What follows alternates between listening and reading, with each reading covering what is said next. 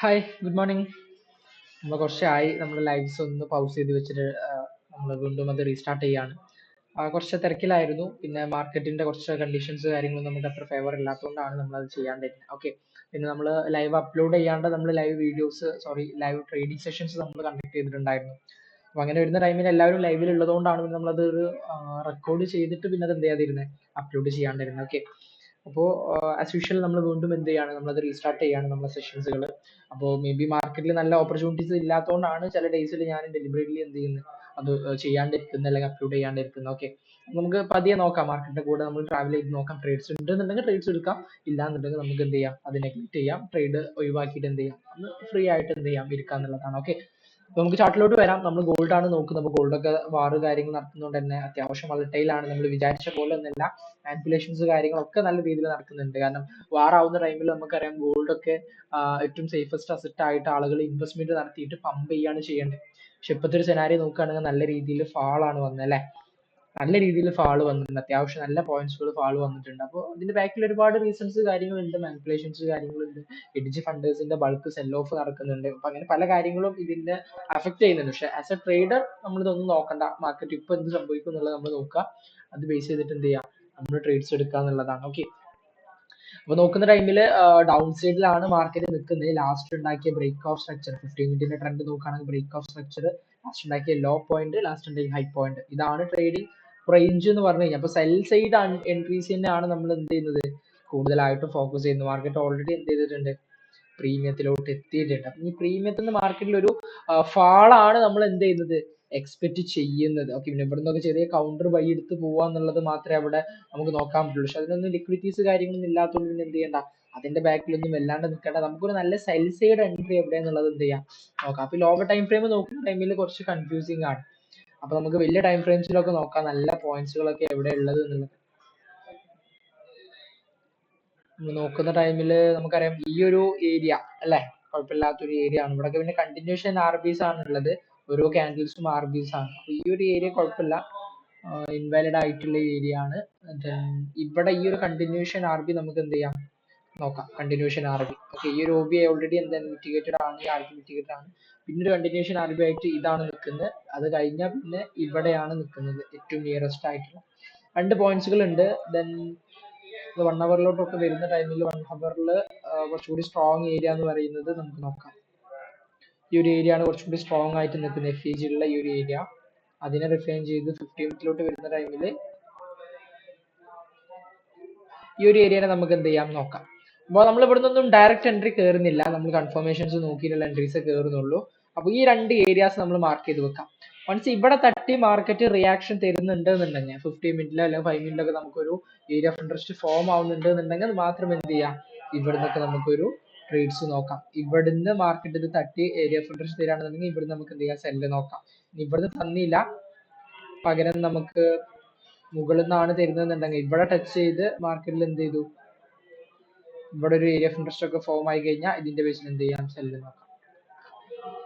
ഈ രണ്ട് ഏരിയാസ് ആണ്. മാർക്കറ്റ് അങ്ങോട്ട് എത്തി അവിടുന്ന് എന്താണ് മാർക്കറ്റ് കാണിക്കുന്നത്, മാർക്കറ്റിന്റെ ബിഹേവിയർ കാര്യങ്ങളൊക്കെ നോക്കിയിട്ട് വേണം നമ്മൾ അവിടെ എന്ത് ചെയ്യാൻ, ട്രേഡ് എക്സിക്യൂട്ട് ചെയ്യാൻ. ഓക്കെ. ഇതാണ് ഇന്ന് നമ്മൾ ഗോൾഡിൽ കാണുന്ന നമ്മളൊരു വ്യൂ എന്ന് പറഞ്ഞു കഴിഞ്ഞാൽ. ഓക്കെ. വോളറ്റൈൽ ആണ്.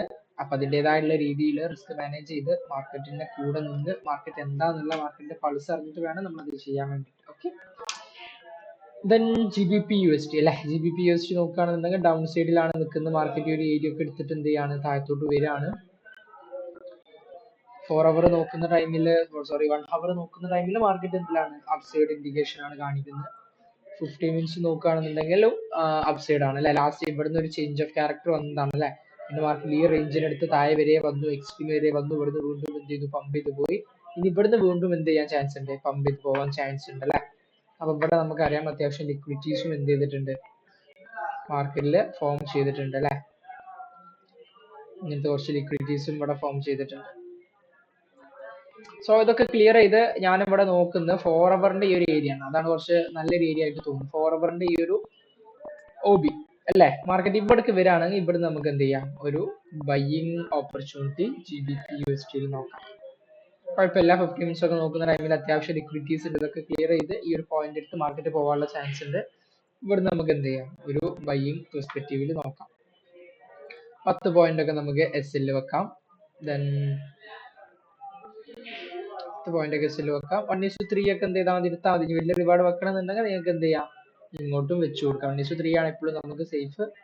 വേണമെന്നുണ്ടെങ്കിൽ വലിയ റിവാർഡ്, വലിയ ലിക്വിഡിറ്റീസ് ഒക്കെ ഉള്ളത് കൊണ്ട് തന്നെ ഈ ഒരു ഹൈ വരെയൊക്കെ വേണമെന്നുണ്ടെങ്കിൽ എന്ത് ചെയ്യാം, വെച്ചു കൊടുക്കാം. ഓക്കെ, അപ്പൊ അത് കുറച്ച് റിസ്കി ആയിരിക്കും. പിന്നെ GBP ആണ്, ഗോൾഡിനെ പോലെ പെട്ടെന്നൊന്നും അങ്ങോട്ട് എത്തൂല. പതിയെ പതിയെ ടൈം എടുത്തിട്ടായിരിക്കും വരുന്നുണ്ടാവുക. ഓക്കെ, അപ്പൊ ഈ ഒരു ബൈയിങ് ഓപ്പർച്യൂണിറ്റി നമുക്ക് എന്ത് ചെയ്യാം, GBP USD നോക്കാം എന്നുള്ളതാണ്. Okay, then what about USD?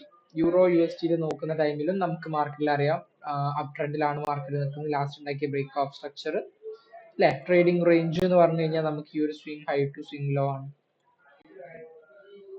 Okay, market already discount തട്ടിയിട്ടാണ് മാർക്കറ്റ് ഒരു ഏരിയ എടുത്തിട്ട് ഇവിടുന്ന് ഇങ്ങനെ പമ്പ് ചെയ്ത് പോകുന്നത്. അപ്പൊ ഇതിന്റെ ഒരു കണ്ടിന്യൂഷൻ കിട്ടും എന്നുള്ളതാണ് നമ്മൾ എന്ത് ചെയ്യേണ്ടത്, നോക്കണ്ടത്. അപ്പൊ അതും ഞാൻ എന്ത് ചെയ്യുന്നു, ലോവർ ടൈം ഫ്രെയിമിൽ അത്ര ഏരിയാസ് ഒന്നും അത്ര ഓക്കെ അല്ലാത്തതുകൊണ്ട് ഹയർ ടൈം ഫ്രെയിമിൽ പോയിട്ടുള്ള ഹയർ ടൈം ഫ്രെയിം ഏരിയാസ് ആണ് എടുക്കുന്നത്. അപ്പൊ ഹയർ ടൈം ഫ്രെയിമിൽ ഇവിടെയുള്ള ഈ ഒരു ഏരിയ റിജക്ഷൻ ബ്ലോക്ക് അല്ലെങ്കിൽ ഈ ഒരു സപ്പോർട്ട് ഏരിയ, ഇതാണ് നമ്മൾ എന്ത് ചെയ്യുന്നത്, USD ട്രേഡ് എടുക്കാൻ വേണ്ടിയിട്ട് നോക്കുന്നത്. ഓക്കെ, ഇതാണ് നമ്മൾ എന്ത് ചെയ്യുന്നത്, ഇവിടുന്ന് നമ്മളൊരു ബൈ സൈഡ് എൻട്രി കാണുന്നു എന്നുള്ളതാണ്. ഓക്കെ,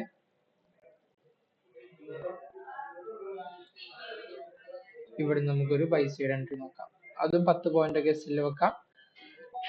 ടാർഗറ്റ് എന്ത് ചെയ്യാം, 1:3 വരെ വെച്ച് കൊടുത്താൽ മതി. 1:3 അല്ലെങ്കിൽ ഈ ഒരു ലെവൽ വരെയൊക്കെ വേണമെന്ന് എന്ത് ചെയ്യാം, വെച്ച് കൊടുക്കാം. ഓക്കെ, സോ ഇതാണ് ഇന്നത്തെ നമ്മളെ 3 ട്രേഡിംഗ് പ്ലാൻസ്. ഓക്കെ, ഇതിൽ നല്ല ട്രേഡിംഗ് പ്ലാൻസ് ആയിട്ട് പേഴ്സിൽ മാത്രമേ ഉള്ളൂ, ഗോൾഡിൽ നല്ല പ്ലാൻസ് ഇല്ല. പിന്നെ ആ ഒരു ഇതിന്റെ ബേസിൽ നിങ്ങൾക്ക് 1 മിനിറ്റിലോട്ട് കൊണ്ടുവന്നിട്ട് എന്ത് ചെയ്യാം, നോക്കാന്നുള്ളതാണ്. ഓക്കെ, 1 മിനിറ്റിലോട്ട് വരുന്ന ടൈമിൽ ഗോൾഡിലൊക്കെ വേണമെന്നുണ്ടെങ്കിൽ ഡയറക്ഷൻ മനസ്സിലാക്കി മാർക്കറ്റ് ഇവിടെ നിന്നൊക്കെ സെല്ല് വരുന്നുണ്ട് എന്നുണ്ടെങ്കിൽ 1 മിനിറ്റിൽ നമുക്ക് വേണമെന്നുണ്ടെങ്കിൽ എന്ത് ചെയ്യാം, ആ ഒരു സെല്ലൊക്കെ പിടിച്ചിട്ട് ഇങ്ങനെ വരാം. ഓൾറെഡി ഒരു ഏരിയ തട്ടി വരുന്നുണ്ട് എന്നുണ്ടെങ്കിൽ ഈ ഒരു ഏരിയയിൽ നിന്നൊക്കെ ഒരു സെല്ലിംഗ് ഓപ്പർച്യൂണിറ്റീസ് ഉണ്ട് എന്നുണ്ടെങ്കിൽ എടുക്കാം. പക്ഷെ അതൊക്കെ ഇവിടെ എത്തിയിട്ട് ഒരു കൺഫർമേഷൻ സെല്ല് മാത്രം നോക്കിയാൽ മതി. ഇവിടുന്ന് മാർക്കറ്റ് ഒന്നും ഇങ്ങനെ ഇറങ്ങുന്നുണ്ടെന്ന് വിചാരിച്ചിട്ട് ആരും കയറണ്ട. ഇവിടെ തട്ടി റിയാക്ഷൻ വന്നു, 1 മിനിറ്റ് ചേഞ്ച് ചെയ്തു, ട്രെൻഡ് താഴത്തോട്ട് വരികയാണെന്നുണ്ടെങ്കിൽ മാത്രം അവിടെ നോക്കുക. അല്ലാത്ത ട്രേഡ്സ് ഒക്കെ, അഗ്രസീവ് ട്രേഡ്സ് ഒക്കെ ഒഴിവാക്കുക എന്നുള്ളതാണ്. ഓക്കെ, കാരണം ചില ടൈമിൽ നമ്മൾ അഗ്രസീവ് ആവുന്നതിന്റെ പകരം ഡിഫെൻസീവ് ആയിട്ട് വേണം നിൽക്കാൻ വേണ്ടിയിട്ട്, എന്നാലും മാർക്കറ്റിൽ നമ്മൾ സർവൈവ് ചെയ്യുള്ളൂ. Okay, so that's it. Thank you. Have A nice day.